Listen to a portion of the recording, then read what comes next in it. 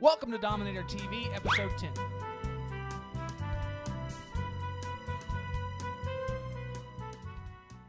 Welcome to Dominator TV, Episode 10.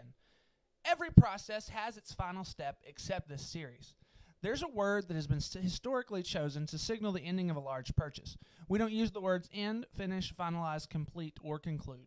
When you think of the word close, you think of the closing of a book, a chapter, or a door, both physically and most often metaphorically.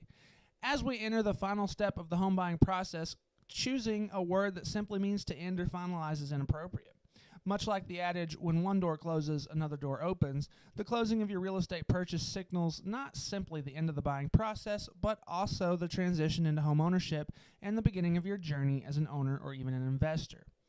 As with the closing of a book, closing a real estate transaction is designed to tie up all of the loose ends of the transaction. Up to this point, you've exhausted most of your contingencies, meaning that you've acquired your financing, you've completed your inspection and due diligence periods, and you've reviewed and accepted the results of the appraisal. On the day of closing, or sometimes the day before, you will have completed your final walkthrough, ensuring that the property is in the same or better acceptable condition prior to closing. Now that we have checked all of our boxes, it's time to bring the money to the closing table and wrap up all final paperwork. Usually 3 days prior to closing, the title company or closing attorney will provide the buyer and the seller with their final closing disclosures. This form identifies all charges that are charged to the buyer and seller and recognizes the debits and credits that each will incur. The closing disclosure provided for the buyer and the seller will be different, as each party's proceeds will be different. Most government-insured loan programs require that this disclosure be sent out at least 3 days prior to closing. This will ensure that the buyer knows how much money, if any, they need to bring to the closing table to complete the transaction. This number is basically a reflection of any closing expenses or down payments that don't have contributions from the seller. This form also shows the deductions from the transaction that will be paid to any parties who haven't received their payment yet, like the title company, lender, real estate professionals, lien holders, etc. That was a lot of info. Here is an example of what purpose the closing disclosure serves. On the seller side, it looks like this. A total sales price of $150,000. The seller is paying $9,000 compensation to the real estate professionals for putting the transaction together. Some companies charge additional transaction fees, not me.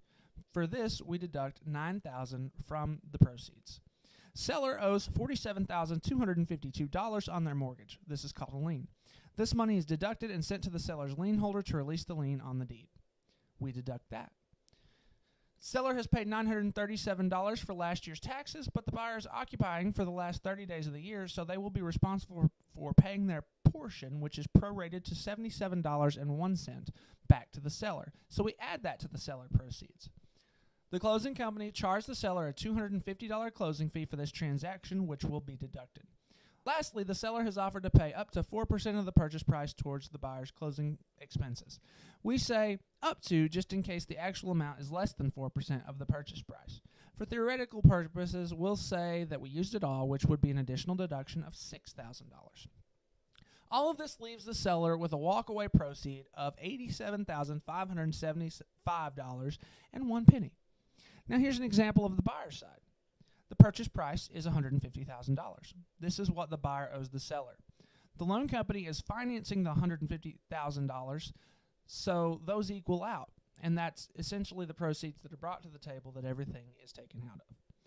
The total closing cost and title expenses charged by the lender and title company equal $6,759.57, which is charged to the buyer. So on their net sheet, that's now $156,759.57. Because the buyer had an FHA loan, they also have to pay a down payment to the lender of 3.5%, which is $5,250. This means that the buyer now owes $12,009.57. Remember that the seller has contributed 4% or $6,000 to the seller to help with this. So it's deducted from what they owe, also called cash to close.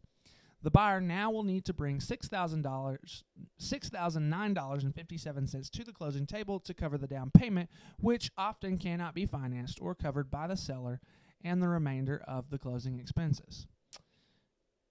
Keep in mind that these are examples only. In many situations that involve 100% financing, the buyers often have much less cash they need to bring to closing.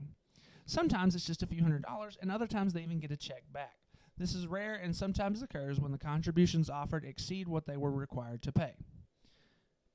With these transfers of funds, the title company typically requires a wire transfer or certified check. These instructions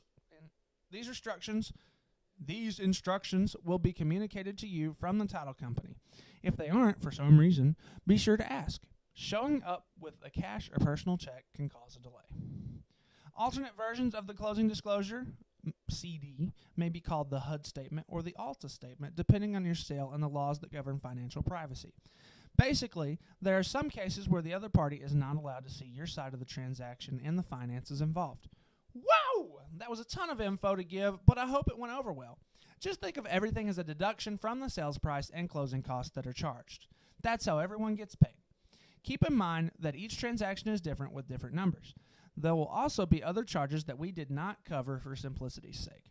For example, we didn't include how earnest money is calculated into the principal of the loan or what specific title expenses will be charged to the buyer, or in some cases the seller.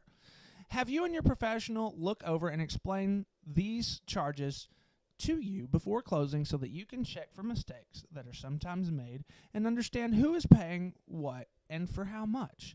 At closing, you will sign it to ensure that you understand. After going over the closing disclosure, you will go through a few trees worth of paperwork required to finalize the sale. This will include paperwork required by the government if they are insuring the loan, paperwork from the title company, the lender, and the realtors. Believe it or not, the lenders have most of it and the realtors usually have the least because we've done that prior to closing. Different institutions will have different required forms, so going through them all would be super difficult. Either way, they will all be explained to you before signing. If you need to take the time to read each form, take that time and make sure you feel comfortable. After all forms are signed and the necessary ones are notarized, the title company will verify funds sent by the lender. If you do choose to read the forms prior to closing, just have them sent to you from the title company so you can go over them and know them very well when you sit down to sign them. Once funds are sent and all money is collected, the title company will then distribute the money needed to appropriate parties involved. This is called disbursement. Most of this work is prepared prior to closing and only requires your signatures on final documents to be completed. The money is transferred and you become the legal owner of the property. Now keep in mind that lots of people have to be paid and lots of money has to pass through a few different parties. It could take up to a month for the courthouse to record the transfer of the sale in all of their systems, but it will happen. At closing, you'll receive a copy of the warranty deed showing your ownership so that you can put the utilities in your name. You will now proceed to take tons of photos and receive your keys. Congratulations! The property is now yours to keep for as long as your life needs. Some company might send you a letter asking you to pay them $80 for a copy of your deed. Throw that in the trash because you're provided with a copy at closing and can get it from the courthouse at any time without spending $80. It's time for you to enjoy. If I've left any unanswered questions, don't be a stranger. Next week, we will begin to explore the seller side of the transaction while plundering through a plethora of perspectives in real estate. Until next time, this is Dominator TV. Auf Wiedersehen.